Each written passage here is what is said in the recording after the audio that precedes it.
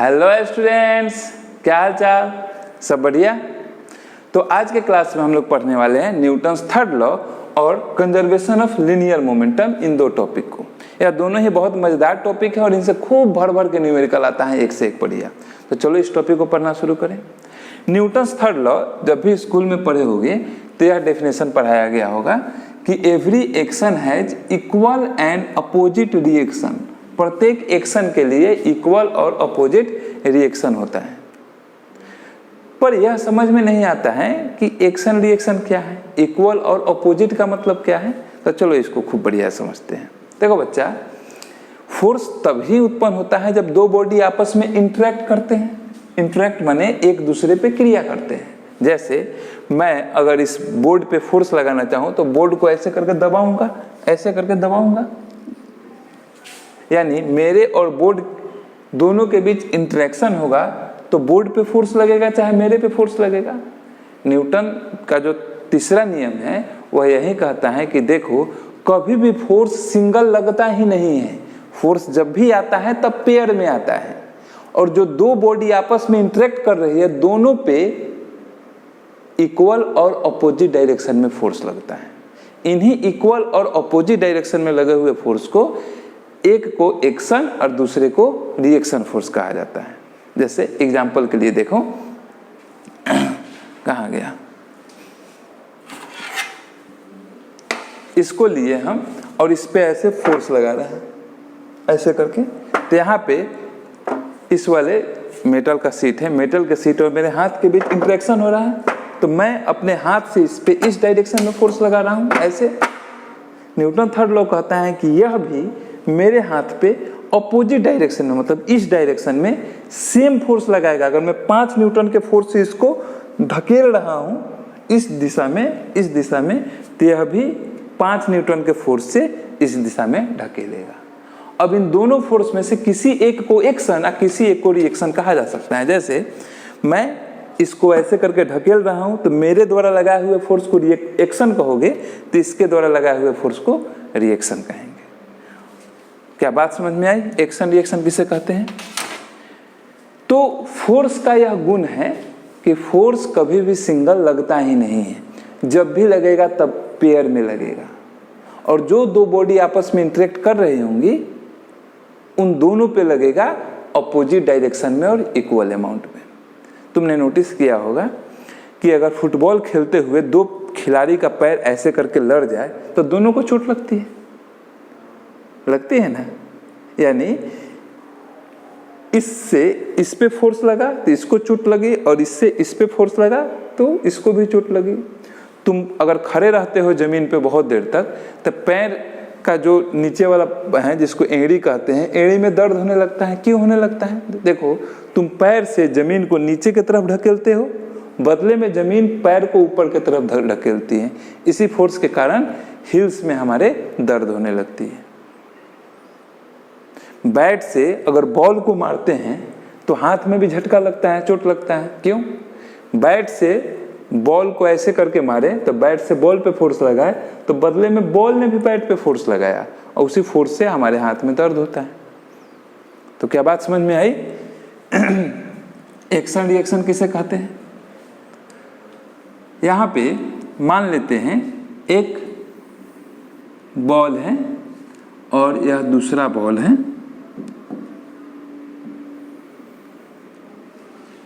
Ball ए और ball B.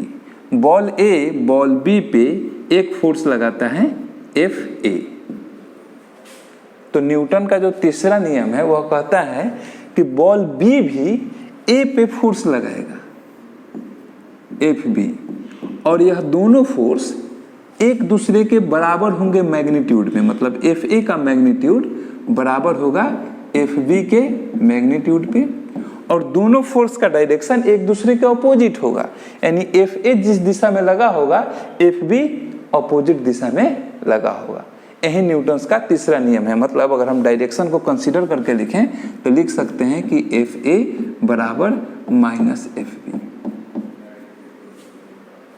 अब action reaction के बारे में, न्यूटन्स थर्ड लॉ के बारे में जो इंपॉर्टेंट बातें हैं याद रखने लायक, उनको लिख लेते हैं। पहला, न्यूटन्स थर्ड लॉ का important points.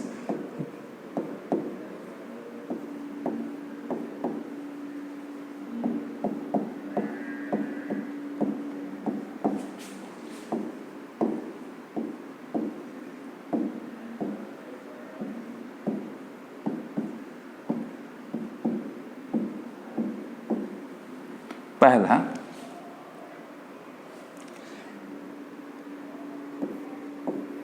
Magnitude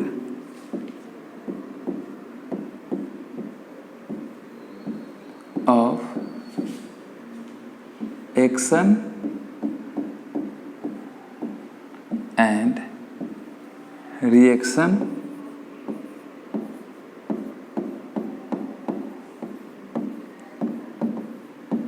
forces are equal। दूसरा, एक्शन और रिएक्शन फोर्स का डायरेक्शन अपोजिट होता है। Direction of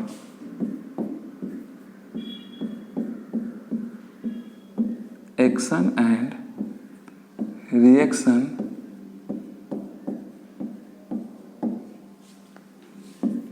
forces are opposite to each other। और तीसरा जो सबसे इंपॉर्टेंट वह है, एक्शन और रिएक्शन फोर्स दो अलग अलग ऑब्जेक्ट पे लगती है। एक्शन और रिएक्शन दोनों एक ही ऑब्जेक्ट पे नहीं लगता है।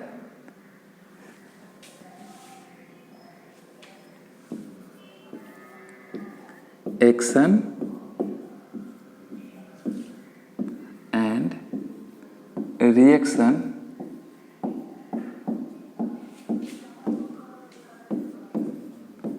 Forces are applied on two different objects।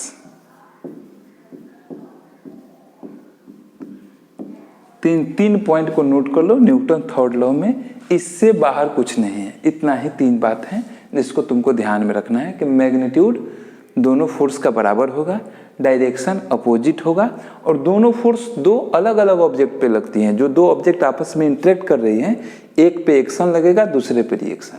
और यह कोई डिफाइन नहीं है कि किसको एक्शन कहा जाए, किसी को रिएक्शन। किसी एक को एक्शन और किसी एक को रिएक्शन कहा जा सकता है। बात क्लियर है? अब एनसीईआरटी के क्वेश्चन पे चलते हैं जो बहुत सारे बच्चों का दिमाग खराब करता है। देखो, एनसीईआरटी का एक क्वेश्चन है न्यूटन्स थर्ड लॉ पे। वह कहता है कि एक बड़ा सा ट्रक है। अब देखो, ट्रक तो हमको बनाने आता नहीं है, हम कार बनाते हैं।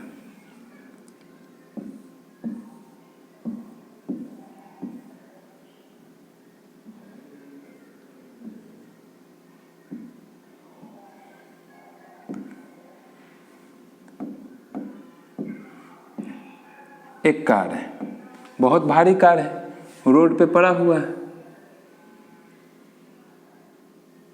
अब इस कार को एक लड़का ढकेल रहा है, धक्का दे रहा है। कार है, इसको ऐसे करके धक्का दे रहा है। वो बहुत धक्का दिया, फिर भी कार हिला नहीं, चला नहीं। तो दूसरा उसका एक दोस्त था, वह बोला कि देखो बाबू, हम अभी अभी न्यूटन्स थर्ड लॉ पढ़ के आए हैं। यहाँ पे हुआ यह है कि तुम यहाँ पे एक फोर्स लगा रहे हो अपने तरफ से इसको धक्का देने के लिए, मान के चलो Fa। और चूंकि न्यूटन का तीसरा नियम कहता है कि आप जब भी एक एक्शन फोर्स लगाइएगा तो रिएक्शन फोर्स भी लगेगा, तो इस कार ने एक रिएक्शन फोर्स लगाया Fc। और चूंकि एक्शन और रिएक्शन फोर्स दोनों एक दूसरे के इक्वल होते हैं और डायरेक्शन अपोजिट होता है, इसीलिए दोनों का रिजल्टेंट, चूंकि दोनों अपोजिट और इक्वल हैं, दोनों का रिजल्टेंट 0 हो गया। इसीलिए कार अपने पोजीशन से मूव नहीं की, क्योंकि इस पे टोटल रिजल्टेंट फोर्स 0 है। एनसीईआरटी ने यह कहा है और यह पूछा है कि बताइए इस स्टेटमेंट में क्या गलती है। तुम गलती पकड़ लिए क्या? देखो इस स्टेटमेंट में जो गलती है वह यह है कि एक्शन और रिएक्शन फोर्स दोनों एक ही ऑब्जेक्ट पे नहीं लगता है। यहाँ पे अगर लड़का ढकेल रहा है इसको FA से, कार को हम लिख देते हैं C से, अगर लड़का कार को ढकेल रहा है FA फोर्स से और इसको हम एक्शन कह दें तो रिएक्शन फोर्स इस कार पे नहीं लगेगा, रिएक्शन फोर्स इस लड़के पे लगेगा। बॉय B कह दें, इस लड़के पे लगेगा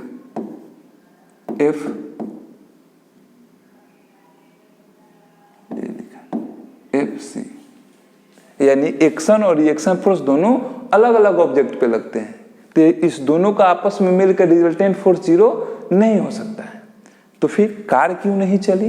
देखो कार इसलिए नहीं चली क्योंकि यह FA फोर्स जो था वह इसके इनर्शिया को तोड़ नहीं पाया, छोटा फोर्स था। इसके हम लोग तो पढ़े थे स्टैटिक फ्रिक्शन में, किसी भी ऑब्जेक्ट को रेस्ट से मोशन में ले जाने के लिए उस पर लगने वाले स्टैटिक फ्रिक्शन फोर्स से ज्यादा फोर्स लगाना होगा। यानी यह कार रोड पे खड़ी है तो इस पे एक स्टैटिक फ्रिक्शन फोर्स, इस कार को बनाते हैं फोर्स FA तुम लगाए हो, और कार पे रोड एक स्टैटिक फ्रिक्शन फोर्स लगाया है। यह गाड़ी तब तक मूव नहीं करेगी जब तक कि आपके द्वारा लगाया हुआ force FA static friction force FS से ज्यादा ना हो। वो लड़का कार को ढकेल रहा था तो उसके द्वारा लगाया हुआ फोर्स स्टैटिक फ्रिक्शन फोर्स से कम था, इसलिए नहीं चला। अब एक काम करो, 10 आदमी लेके आओ, ढकेलो, कार चलने लगेगा क्योंकि तुम स्टैटिक फ्रिक्शन से ज्यादा फोर्स लगा दिए। तो न्यूटन्स थर्ड लॉ के बाद अब हम लोग चलेंगे कंजर्वेशन ऑफ लीनियर मोमेंटम के कॉन्सेप्ट पे। देखो जो तुम लोग का सिलेबस है क्लास 9 का सिलेबस 2025 से 26 वाले में कंजर्वेशन ऑफ लीनियर मोमेंटम नहीं है। न्यूटन्स थर्ड लॉ तक पढ़ना है, पहले था, अब सिलेबस से हटा दिया है। परंतु अगर तुमको और इंटरेस्ट है इसमें, HC वर्मा की किताब में बहुत सारे न्यूमेरिकल अच्छे अच्छे हैं और एक से एक मजेदार न्यूमेरिकल इस टॉपिक से बनते हैं, तो अगर तुमको इंटरेस्ट हो वैसे न्यूमेरिकल बनाने में तो आगे हम लोग कंजर्वेशन ऑफ लीनियर मोमेंटम पढ़ने वाले हैं। टॉपिक मजेदार तो है परंतु सबके लिए नहीं है। अगर तुम्हारा फोकस सिर्फ स्कूल एग्जाम पे है तो तुम्हारे लिए इतनी ही दूर तक वीडियो थी। चलो आते हैं कंजर्वेशन ऑफ लीनियर मोमेंटम को पढ़ने पे। कंजर्वेशन ऑफ लीनियर मोमेंटम को पढ़ने के लिए थोड़ा सा अपना इमेजिनेशन वाला पावर डेवलप करो। जब तुम लोग का उम्र है एडोलसेंस, इसमें इमेजिन करने का बड़ा एक सुपर पावर रहता है। तुम में से सभी लोग अपने क्लास में कभी ना कभी यह सोचे ही होंगे कि अगर क्लास में आग लग जाए तो क्या करेंगे। अपना एक दो को फेवरेट होगा उसको लेके भागेंगे, ऐसे इसको बचाएंगे वैसे इसको बचाएंगे। तो उसी सुपर पावर का इस्तेमाल करते हुए तुम लोग इमेजिन करो कि 2 ठो बॉल है,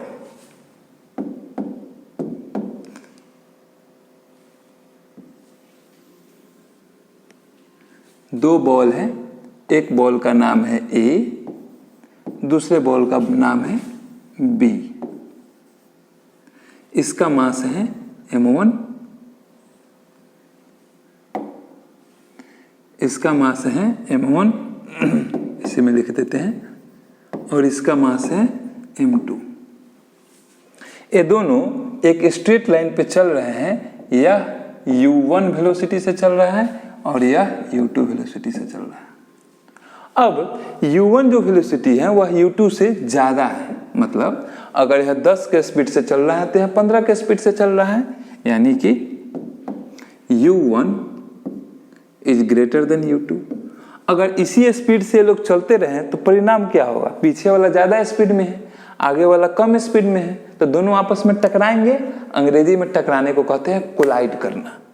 तो यह दोनों आगे गए और जाके टकरा गए। यहाँ पे बॉल A और बॉल B दोनों आपस में टकरा गए। ऊपर वाले को साफ कर दें। चलो भागो तुम।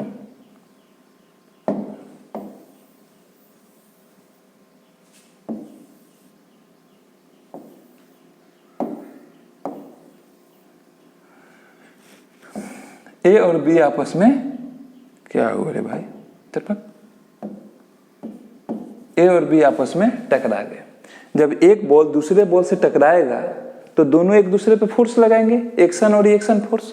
यहाँ पे A ने बी पे फोर्स लगाया एफ बी, और उसी प्रकार से बी ने भी ए पे फोर्स लगाया होगा, जैसा कि न्यूटन्स थर्ड लॉ कहता है कि भाई जब दो बॉडी में इंटरेक्शन होगा तो दोनों एक दूसरे पे फोर्स लगाएंगे। तो ए ने बी पे फोर्स लगाया एफ बी, उसी प्रकार से बी ने भी ए पे फोर्स लगाया होगा एफ ए, उसको हम नाम दे देते हैं। दोनों पे फोर्स लगा तो वेलोसिटी में परिवर्तन होगा। यहाँ पे वेलोसिटी u1 था, तो अब ये लोग किसी और वेलोसिटी से चलने लगे। यह मान लेते हैं चलने लगा v1 वेलोसिटी से, और b जो है वह चलने लगा v2 वेलोसिटी से। इतना इमेजिन कर सकते हो, दो ऑब्जेक्ट पहले u1 u2 से चलता था, टकराया, टकराने के बाद इनकी वेलोसिटी हो गई v1 v2, और टकराने का जो समय था वह t टाइम के लिए टकराया। यह जो टकराव था, एक दूसरे से टकराना था, सिर्फ t समय के लिए टकराया। वो कितना भी हो सकता है, 0.001 सेकेंड के लिए टकराया। एनीवे, अब हम लोग एफ ए और एफ बी का वैल्यू निकालने का कोशिश करेंगे। तो याद करो, न्यूटन सेकेंड लॉ से फोर्स का फॉर्मूला क्या था, force is equals to mass into acceleration. तो अगर हम ऑब्जेक्ट बी पे लगने वाले फोर्स को निकालना चाहें तो बी में कितना एक्सेलरेशन उत्पन्न हुआ वह निकालेंगे और उसके मास से गुना कर देंगे तो आ जाएगा। सेम अगर एफ ए यानी ए, बॉल नंबर ए पे कितना फोर्स लगा है इसको निकालना चाहें तो ए में कितना एक्सेलरेशन उत्पन्न हुआ है वह निकालें और गुना कर दें मास से तो आ जाएगा, क्योंकि force is equals to mass into acceleration हम लोग पढ़े हुए हैं, F is equals to m a. तो आओ हम लोग पहले एक्सेलरेशन इन ए निकालते हैं। तो ए का इनिशियल वेलोसिटी था u1 और बाद में वेलोसिटी हो गया v1। एक्सेलरेशन का फॉर्मूला याद है, acceleration is equals to final velocity minus initial velocity बटा टाइम। यहाँ पे फाइनल वेलोसिटी है इसका v1, initial velocity u1 divided by time. इस तरीके से ए पे लगने वाला फोर्स जिसका नाम एफ ए है, एफ ए बराबर मास ऑफ ए, यहाँ पे देखो मास ऑफ ए हम लोग लिए हैं m1 into acceleration v1 minus u1 divided by T हो जाएगा। इसी तरह से हम लोग एफ बी निकालें, यानी बी पे लगने वाला फोर्स, तो बी में जो एक्सेलरेशन उत्पन्न हुआ है वह निकालें। तो बी का इनिशियल वेलोसिटी u2 और फाइनल वेलोसिटी v2, तो हम लोग लिख सकते हैं v2 minus u2 divided by time t, और force on b is equals to mass of b, mass of b m2 है, तो m2 v2 minus u2 divided by time. अब हम लोग के पास एफ ए और एफ बी दोनों पता है। अब याद करो, याद तुरंत ही पढ़े हो, न्यूटन सेकंड थर्ड लॉ क्या कहता है। न्यूटन्स थर्ड लॉ कहता है कि एक्शन और रिएक्शन फोर्स एक दूसरे के बराबर और अपोजिट डायरेक्शन में होंगे, यही ना कहता है। यहाँ पे देखो, एफ ए को अगर एक्शन कहो तो एफ बी रिएक्शन है, दोनों अपने दो डिफरेंट ऑब्जेक्ट पे लगे हुए हैं, तो दोनों का मैग्नीट्यूड बराबर होगा और डायरेक्शन अपोजिट होगा, ऐसा होगा ना। यानी कि हम लोग लिख सकते हैं from Newton's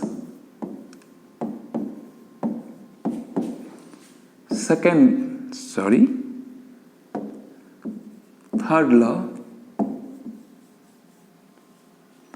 F A is equals to minus F B लिख सकते हैं। अब दोनों का वैल्यू बैठा दो, एफ ए का value m1 v1 minus u1 divided by T, और इसका m2 v2 minus u2 divided by T.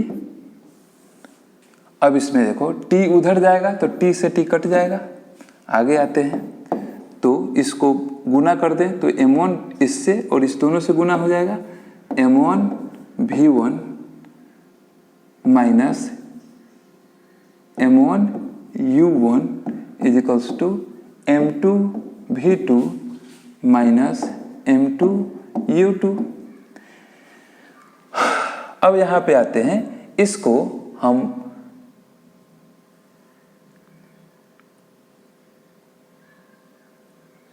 एक गलती हम किए हैं, यहाँ पे माइनस साइन था उसको इग्नोर कर दिए, यहाँ पे एक माइनस साइन होगा, माइनस साइन, जिसके कारण यहाँ पे एक माइनस होगा और यहाँ पे प्लस होगा।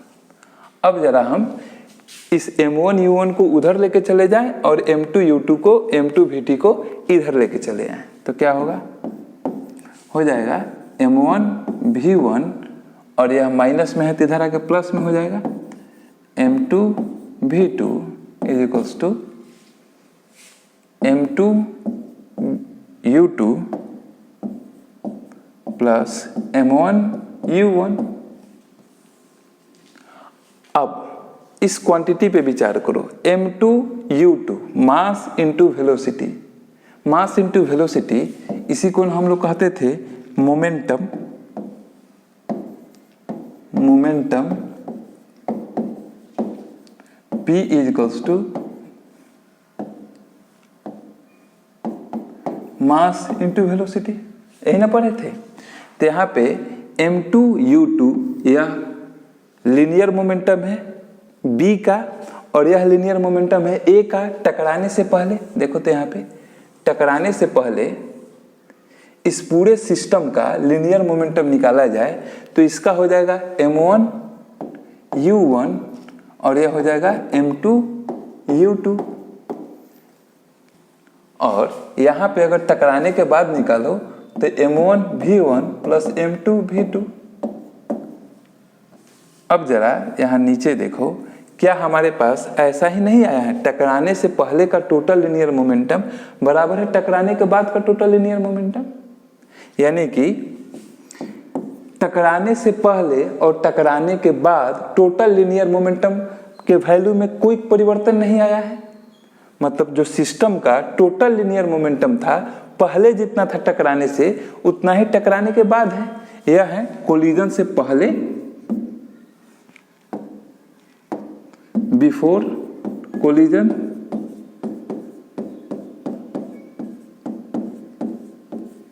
और यह है टकराने के बाद, after collision.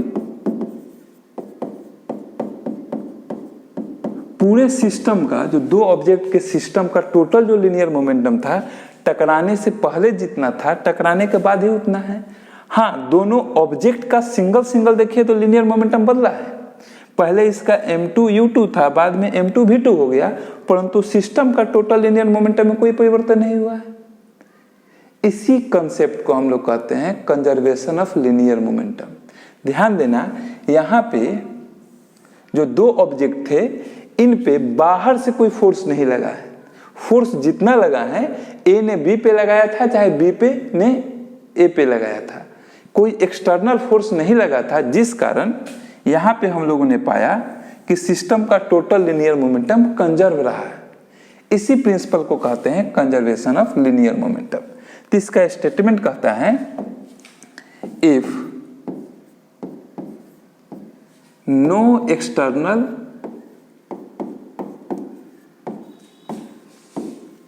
force is applied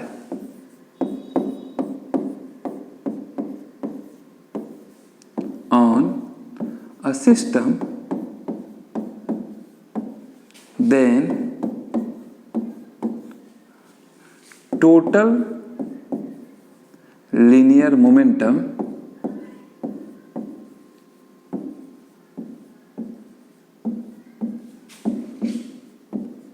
of a system remains conserved।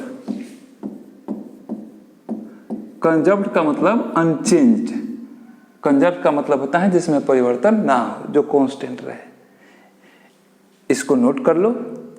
अब इसके इंपॉर्टेंट पॉइंट्स को समझते हैं। कंजर्वेशन ऑफ लीनियर मोमेंटम के इंपॉर्टेंट पॉइंट्स, किन किन बातों को ध्यान में रखना है।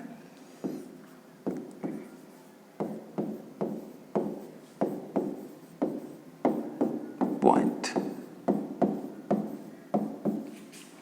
Of conservation of linear momentum. Point number 1, यह नियम सिर्फ और सिर्फ तभी लगेगा जब सिस्टम आइसोलेटेड हो। आइसोलेटेड सिस्टम मतलब कोई एक्सटर्नल फोर्स नहीं लगा हो। पहला, दिस प्रिंसिपल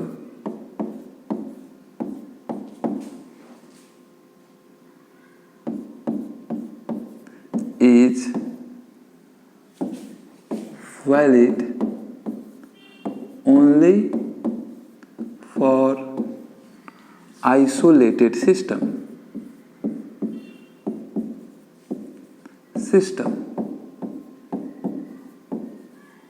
आइसोलेटेड सिस्टम माने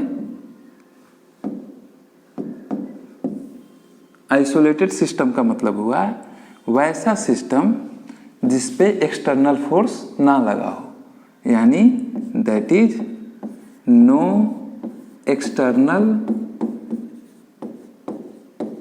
फोर्स।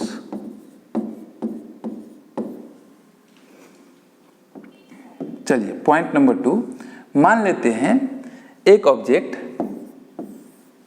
रेस्ट में था, माने एक सिस्टम रेस्ट में था और बाद में अंदर ही कुछ हुआ जिसके कारण वह 2 टुकड़े में टूट गया या फिर मोशन में हो गया।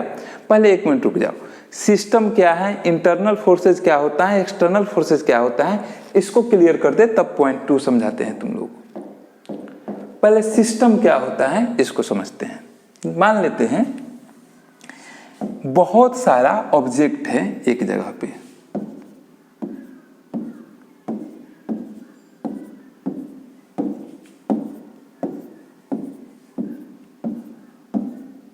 बहुत सारे ऑब्जेक्ट हैं, सबका अलग अलग मास है, m1, m2, m3, m4, m5, m6, m7, m8, m9, ऐसे ही बहुत सारे मासेज हैं। सब एक दूसरे से इंटरेक्ट कर रहे हैं। इंटरेक्ट कर रहे हैं मतलब एक दूसरे पे फोर्स लगा रहे हैं। यह इस पे कोई फोर्स लगा रहा है, यह इस पे कोई फोर्स लगा रहा है, यह इस पे कोई फोर्स लगा रहा है, यह इस पे कोई फोर्स लगा रहा है, मतलब सभी एक दूसरे से इंटरेक्ट कर रहे हैं। तो इस पूरे पार्टिकल में से हम अपना स्टडी सिर्फ 2 पार्टिकल तक सीमित रखना चाहते हैं, m3 और m4। तो हम लोग कहेंगे कि हम अपना स्टडी इस 2 ही ऑब्जेक्ट पे कंसंट्रेटेड रखना चाहते हैं, बाकी सबसे मतलब नहीं है। हम इसी के मोमेंटम में परिवर्तन देखेंगे, चाहे इसी में कितना मतलब इंटरनल फोर्स लगा, एक्सटर्नल फोर्स लगा, कितना इसमें एक्सीलरेशन उत्पन्न हुआ, मतलब मेरे फोकस का जो बिंदु है वह हमेशा m3 और m4 पे ही कंसंट्रेटेड रहेगा। तो हम इस 2 ऑब्जेक्ट को कहेंगे कि यह सिस्टम ऑफ 2 ऑब्जेक्ट है। मतलब जितने दूर पे हम ध्यान देते हैं उतने दूर को ही कहा जाता है सिस्टम। अगर हम चाहे 2 नहीं, 2 के जगह पे 3 ऑब्जेक्ट ले लें, हम कहेंगे कि हम अपना जो फोकस है, हम अपना जो कैलकुलेशन है वह इस m3, m4, m5 पे कंसंट्रेटेड रखना चाहते हैं। तो हमारा सिस्टम हो गया 3 ऑब्जेक्ट का, 3 पार्टिकल का, m5, m4 और m3 का।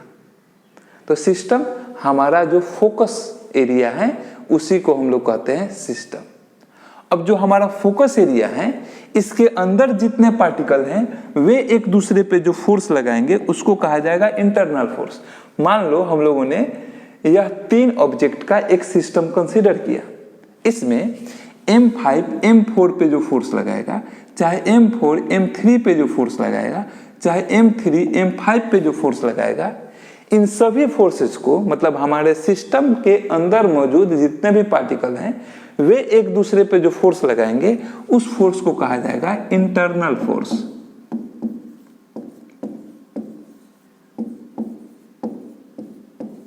उसको कहा जाएगा इंटरनल फोर्स। ठीक है, और सिस्टम के बाहर के जो पार्टिकल हैं, जैसे यहाँ पे M1, M2, M8, M9, M7, M6, ये सभी हमारे सिस्टम के बाहर के पार्टिकल्स हैं। ये पार्टिकल सिस्टम के अंदर के पार्टिकल पे जो फोर्स लगाएंगे उन फोर्स को हम लोग कहेंगे एक्सटर्नल फोर्स। यानी M6, M4 पे जो फोर्स लगाएगा, चाहे M7, M3 पे जो फोर्स लगाएगा, हमारे सिस्टम के बाहर के जो पार्टिकल्स हैं, सिस्टम के अंदर के पार्टिकल्स पे जो फोर्स लगाएंगे उन फोर्सेस को कहा जाएगा एक्सटर्नल फोर्स। क्या कहेंगे? External force. तो जो अभी हम लोग इंपॉर्टेंट पॉइंट नंबर 1 पढ़े थे कि यह प्रिंसिपल वैलिड तभी है जब सिस्टम आइसोलेटेड हो, यानी सिस्टम पे कोई एक्सटर्नल फोर्स नहीं लगा हो, यानी हमने सिस्टम जो कंसीडर किया है उसके बाहर का कोई पार्टिकल उस पे फोर्स नहीं लगाया हो, तभी यह कंसेप्ट वैलिड है। देखो, कुछ लोगों को मेरा क्लास स्लो लग रहा होगा, तो आप लोग चाहें तो वीडियो को 1.5 स्पीड पे देख सकते हैं। मैं एकदम बेसिक लेके चलता हूं ताकि वह कमजोर से कमजोर बच्चा जो पहली बार पढ़ रहा है वह सीख ले, लेकिन कंटेंट एकदम कंपटीशन लेवल का मैं तैयार करता हूं। तो आप पेशेंस लेके पढ़िए, आपको हर एक वह चीज मिल जाएगा जो इस टॉपिक से पढ़ना है। ठीक है, अब आगे बढ़ें। अब आते हैं दूसरा पॉइंट नंबर 2। देखो बाबू, जब भी पढ़ो मेरा क्लास या किसी भी टीचर का क्लास जो यूट्यूब पे पढ़ा रहे हैं, कॉपी कलम लेके बैठो और कुछ इंपॉर्टेंट पॉइंट हो उनको नोट्स कर लो। तो यहाँ पे इस पॉइंट को नोट कर लो, यह बहुत जरूरी है कि कहाँ पे लगाएं कहाँ पे नहीं लगाएं। अब पॉइंट नंबर 2, अगर एक सिस्टम पहले से रेस्ट में था और उसमें किसी इंटरनल फोर्स के कारण कोई मोशन आ गया, जैसे कि एक पत्थर है, चुपचाप था, अचानक से अंदर में कुछ इंटरनल फोर्स आपस में कुछ इंटरेक्ट किए, जिससे इसमें विस्फोट हो गया और यह 2 टुकड़ों में टूट गया। टुकड़ा नंबर 1 और टुकड़ा नंबर 2, 2 टुकड़े में टूट गया। तो दोनों में तो मोशन होगा, पहले यह रेस्ट में था और बाद में टुकड़ा नंबर 1 यह टोटल मास m था, यह हो गया m1 मास और m2 मास, यह चला v1 वेलोसिटी से और यह चला v2 वेलोसिटी से।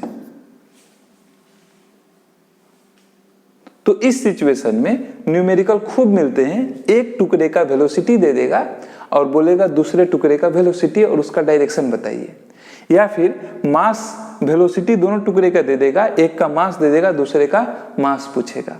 तो ऐसे सवालों को डील करने के लिए एक छोटा सा शॉर्टकट न्यूमेरिकल, यहाँ पे हम मान लेते हैं एक मास m है, इसमें इंटरनल फोर्स के कारण विस्फोट हुआ जिससे यह 2 टुकड़े में टूट गया, जिससे एक मास v1 वेलोसिटी से चला, डायरेक्शन यहाँ पे मेंशन नहीं कर रहे हैं, डायरेक्शन बाद में मेंशन करेंगे, v1 वेलोसिटी से चला और दूसरा v2 वेलोसिटी से चला।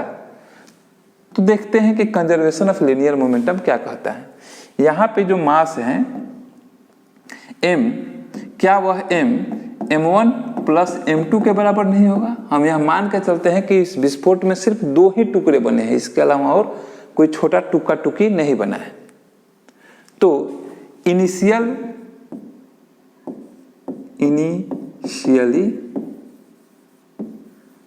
Total linear momentum is equals to 0, क्योंकि मास m1 प्लस m2 और वेलोसिटी था ही नहीं, 0 था, तो टोटल लीनियर मोमेंटम 0। बाद में एक टुकड़ा m1 और एक टुकड़ा m2 v1 और v2 वेलोसिटी से चला, तो आफ्टर ब्लास्ट आफ्टर कोलिजन यानी final total linear momentum is equals to m1 चला v1 वेलोसिटी से, तो m1 v1 plus m2 v2। Conservation of linear momentum कहता है कि सिस्टम पे कोई एक्सटर्नल फोर्स नहीं लगा, के बाद भी उतना ही लीनियर मोमेंटम होगा। यहाँ पे हम लोग देख रहे हैं कि बाहर से कोई फोर्स नहीं लगा है, इंटरनल फोर्स के कारण विस्फोट हुआ है। तो इस जगह पे हम लोग कह सकते हैं कि m1 v1 plus m2 v2 is equals to 0। इस इक्वेशन को नोट कर लो, यह इक्वेशन खूब यूज होगा। m1 v1 plus m2 v2 is equals to 0। पर यह यूज कब होगा? अगर body initially system was in rest. अगर पहले सिस्टम रेस्ट में था, बाद में इंटरनल किसी फोर्स के कारण वह मोशन में आ गया, तो यह m1 v1 plus m2 v2 is equals to 0 खूब यूज होगा। एक न्यूमेरिकल से चलो समझते हैं। बंदूक तुम लोग सुने होगा कि बंदूक को ऐसे रख के यहाँ पे बट रख के चलाना पड़ता है, नहीं तो बंदूक पीछे की तरफ रिकॉइल करेगा। उसी वाले कंसेप्ट को लेते हैं। मान लेते हैं एक बंदूक है। अब देखते हैं बंदूक कितना अच्छा हम बना पाते हैं।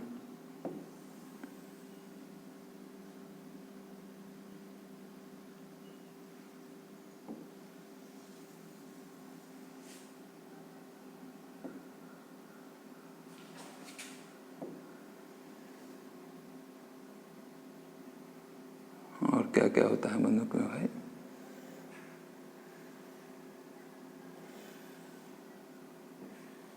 शायद ऐसे ही होता होगा बंदूक। हम लोग तो मेला में बंदूक चलाए हैं, उससे ज़्यादा चलाए नहीं है। चलो, यह एक हमारा सुंदर सा प्यारा सा बंदूक है और बंदूक के अंदर एक गोली है। यहाँ पे एक गोली है, ठीक है। बंदूक का वजन है 15 किलोग्राम और गोली का वजन है 20 ग्राम। दोनों रेस्ट में था, ठीक है। अब इसको फायर किया गया जिसके कारण गोली after firing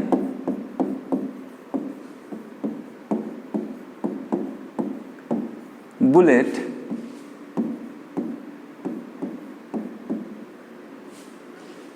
moves with 500 meter per second speed. Find recoil velocity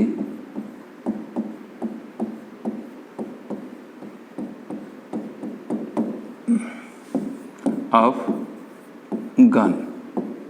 fire करने के बाद गोली यहाँ से निकली, अंदर में बारूद होता है, इस गोली के अंदर में इग्नाइट होता है, जिसके कारण यहाँ से गोली निकली 500 मीटर पर सेकंड के स्पीड से।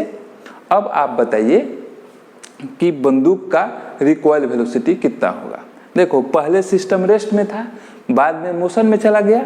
एक चीज दो टुकड़ा में टूट गया, अरे टूटा नहीं पर 1 से 2 हुआ ना। ऐसे सिचुएशन में कंजर्वेशन ऑफ लीनियर मोमेंटम को यूज करना है। अभी हम लोग पढ़े हैं कि ऐसे सिचुएशन में m1 v1 plus m2 v2 बराबर 0 ले लीजिए। कब? जब सिस्टम पहले रेस्ट में है। तो m1 v1 किसको माने? तो बंदूक के मास को कह दो m1 जो कि है 15 किलोग्राम, यहाँ पे तो लिखा हुआ है। बंदूक के मास को कह दो कि यह m1 है 15 किलोग्राम। इसका वेलोसिटी यानी पीछे की तरफ जो वेलोसिटी जाएगा, रिकॉइल वेलोसिटी हमको नहीं पता है, वह v1 हो गया। रिकॉइल वेलोसिटी नहीं पता। गोली यहाँ से निकला तो गोली का मास कह दो m2 और v2 दिया हुआ है गोली का वेलोसिटी जो कि है 500 मीटर पर सेकेंड। 500 मीटर पर सेकेंड। अब सीधे इस फॉर्मूला को यूज कर लीजिए। हम लोग कहेंगे कि देखिए सिस्टम पहले रेस्ट में था, यानी टोटल लीनियर मोमेंटम 0। बाद में इसका बंदूक का वेलोसिटी m1, बंदूक का मास m1, वेलोसिटी v2, गोली का मास m2 और इसका वेलोसिटी v2, दोनों को जोड़ के 0 के बराबर होगा। तो हम लोग कह सकते हैं कि yes sir, mass of gun 15 kilo Guna velocity of gun, recoil velocity नहीं पता, प्लस मास ऑफ बुलेट 20 ग्राम, यानी 20 गुना 10 का पावर 3 kg माइनस 3 kg, और इसका वेलोसिटी 500 मीटर पर सेकेंड, यानी 5 × 10⁻² मीटर पर सेकेंड इज इक्वल्स टू 0। यहाँ से वेलोसिटी ऑफ गन निकाल सकते हैं। v इज इक्वल्स टू, इसको गुना करें तो हो जाएगा 5 दूना 10, 100, यानी 10 का पावर 2, 10 का पावर 2 इंटू 10 का पावर -3। इसको चूंकि इधर से उधर लेके गए हैं तो यहाँ पे माइनस का साइन डिवाइडेड बाई 15 आएगा। तो 10 का पावर 4 में से 3 गया 1, 10 डिवाइड बाई 15 डिवाइड करेंगे तो आ जाएगा 0.15 दूना 30, 3 45, 4 60, 2 75, 6 90, और फिर आया तो 6 90 चलते रहेगा, डॉस मीटर पर सेकेंड, या फिर 0.67 मीटर पर सेकेंड। और चूंकि यह निगेटिव में आया है तो निगेटिव में मतलब है कि गोली जिस दिशा में चल रहा है उसके अपोजिट दिशा में यह चलेगा 0.67 मीटर पर सेकेंड स्पीड से। ऐसे सवाल मिलेगा तो बना लोगे। चलो एक सवाल देते हैं, देखते हैं तुम लोग बना पाते हो कि नहीं। क्वेश्चन है, नाउ यहाँ पे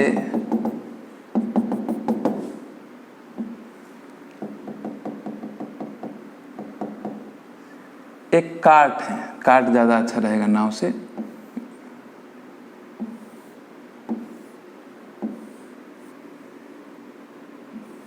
चक्का चक्का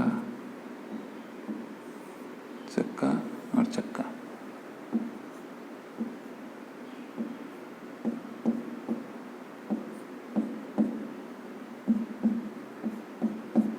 ऐसे चक्का है, इस पे एक लड़का खड़ा है।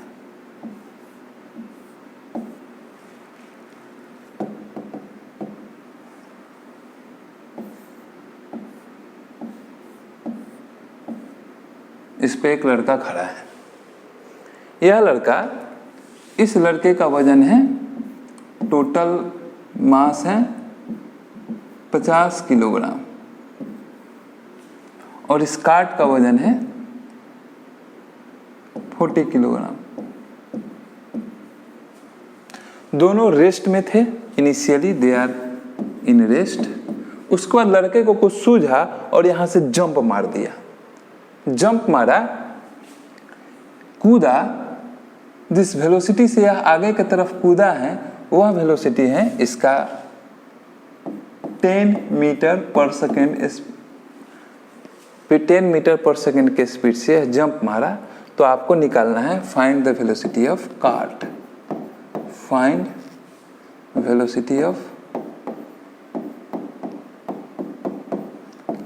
कार्ट। कार्ट का वेलोसिटी कितना होगा यह निकालना है। निकाल लोगे? ऑप्शन दे दें। वीडियो को पॉज करो, तब तक हम ऑप्शन सोचते हैं।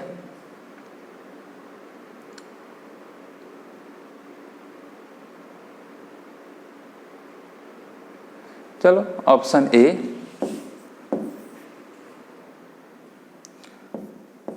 5/4 मीटर पर सेकेंड निगेटिव में, बी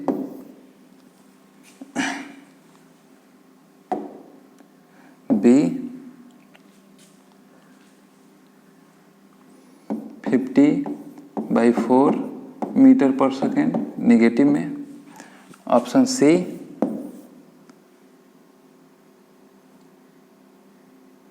2.6 मीटर पर सेकेंड निगेटिव में, ऑप्शन डी 500/4 मीटर पर सेकेंड। वीडियो पॉज करो और एक बार इसको बनाओ तो कंजर्वेशन ऑफ लीनियर मोमेंटम के कंसेप्ट से। बन गया है। मेरे ख्याल से इसका उत्तर आना चाहिए बी। जिनका भी बी आया है उम्मीद करते हैं सही होगा। चलो हम बनाते हैं, देखते हैं कैसे बी आएगा। इसको फोकस में लेके आए। यहाँ पे देखो, सिस्टम में दो ऑब्जेक्ट हैं, एक लड़का है और एक कार्ट है। पहले यह रेस्ट में थे, यानी initial linear momentum initially total linear momentum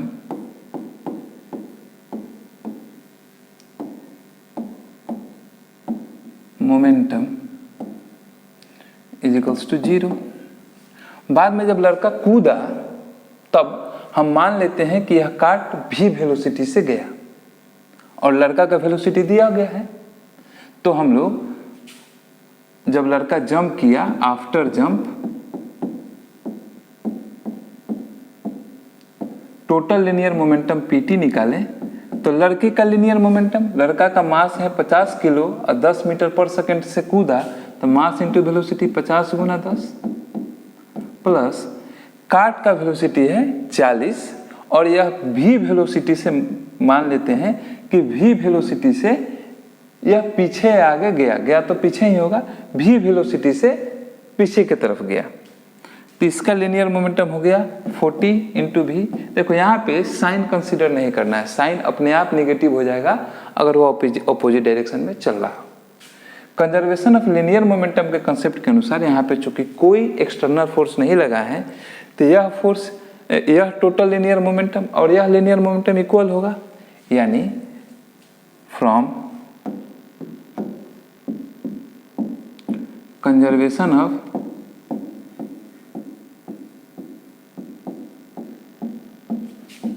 of linear momentum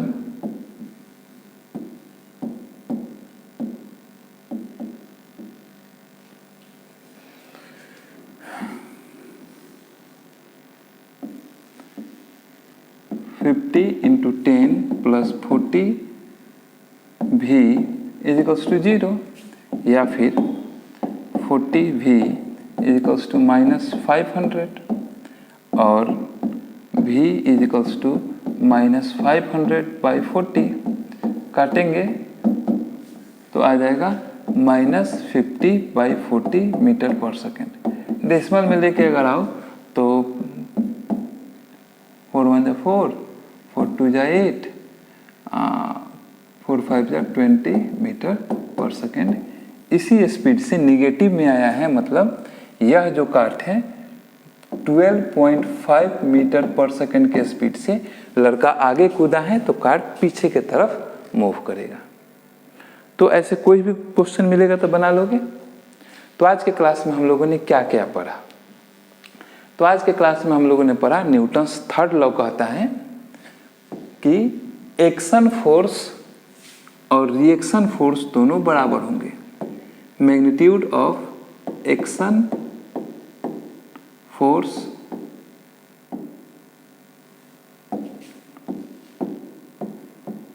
का मैग्नीट्यूड बराबर होगा रिएक्शन फोर्स के मैग्नीट्यूड के।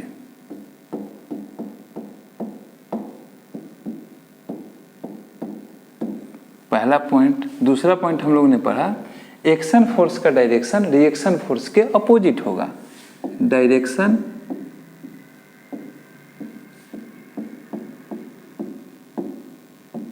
Of action force is opposite to the reaction force।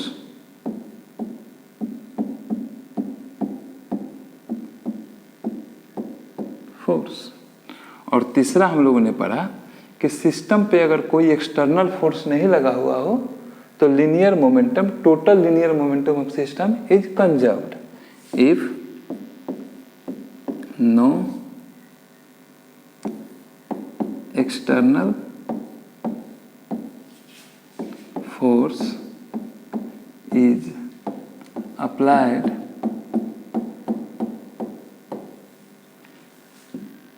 on a system, then total linear momentum of system is conserved।